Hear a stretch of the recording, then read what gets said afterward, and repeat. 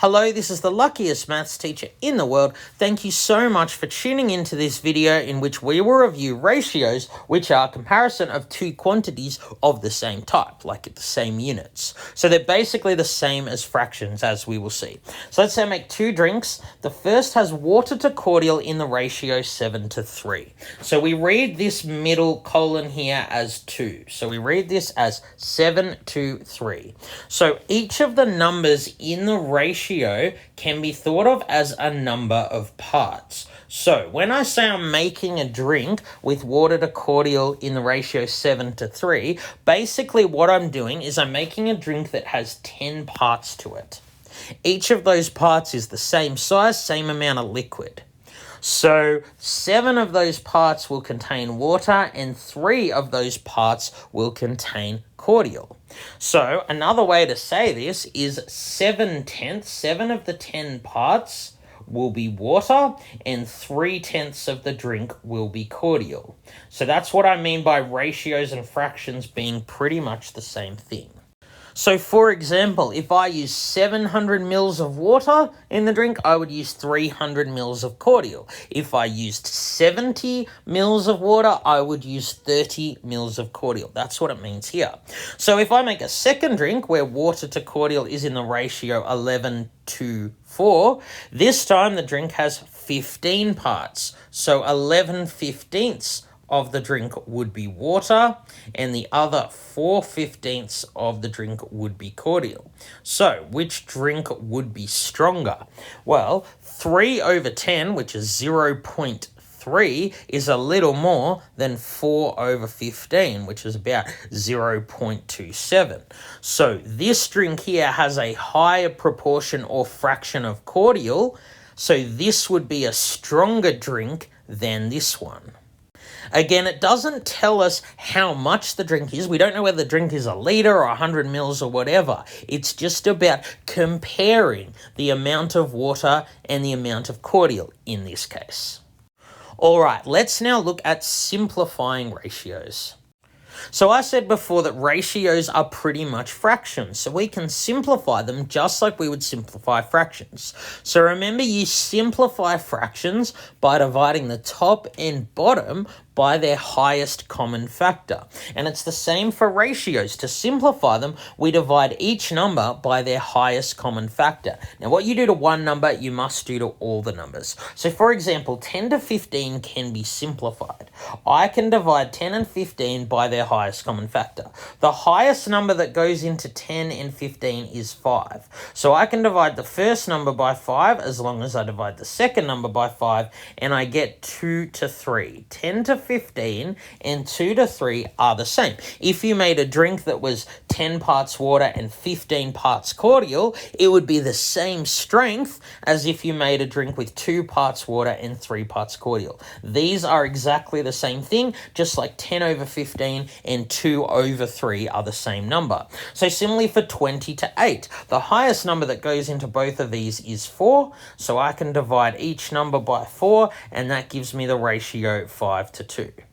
So a ratio like 5 to 12 can't be simplified because 5 and 12 have no common factors other than 1. So not all fractions can be simplified and not all ratios can be simplified.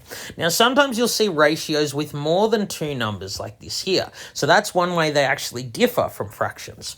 So if I want to simplify this ratio, I need to find the highest number that goes into all 3 numbers. Now, you might think it's 9 because 9 goes into 9 and 18, but 9 does not go into 12. You have to find a number that goes into all 3 of them. The highest such number is actually 3.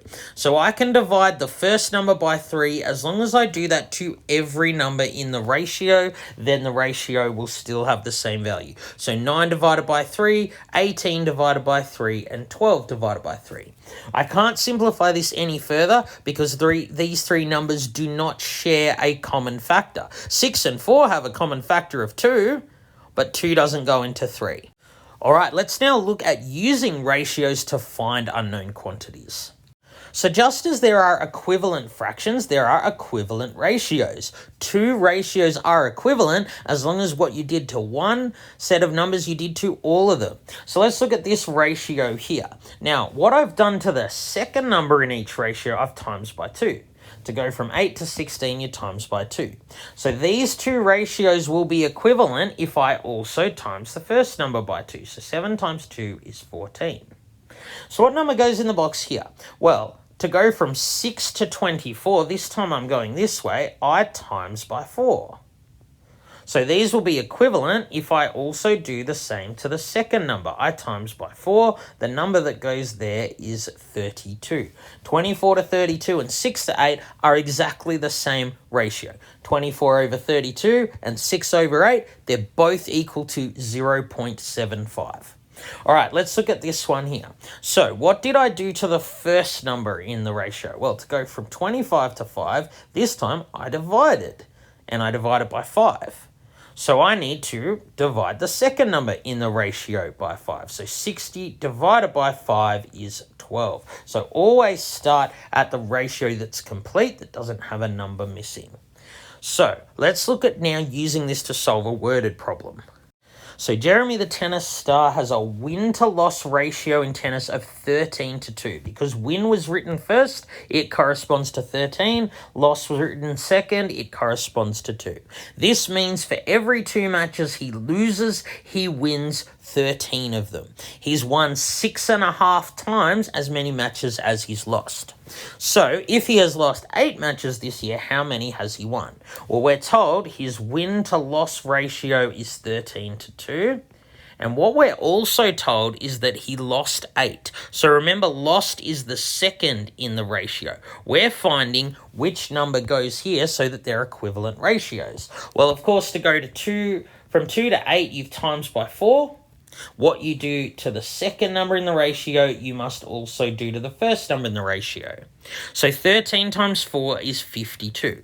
He must have won 52 matches because 52 to 8 is the same as 13 to 2. If he's won 52 matches and lost 8, he has won 13 matches for every 2 that he's lost. All right, let's now look at dividing quantities in a given ratio.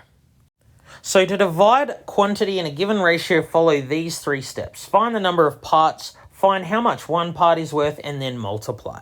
So let's look at an example. Ash and Daniel win $120 in a basketball tournament. They split the money in the ratio 8 to 7. How much money does each person receive? So what we're being asked to do in this question is take $120 and divide it in the ratio 8 to 7.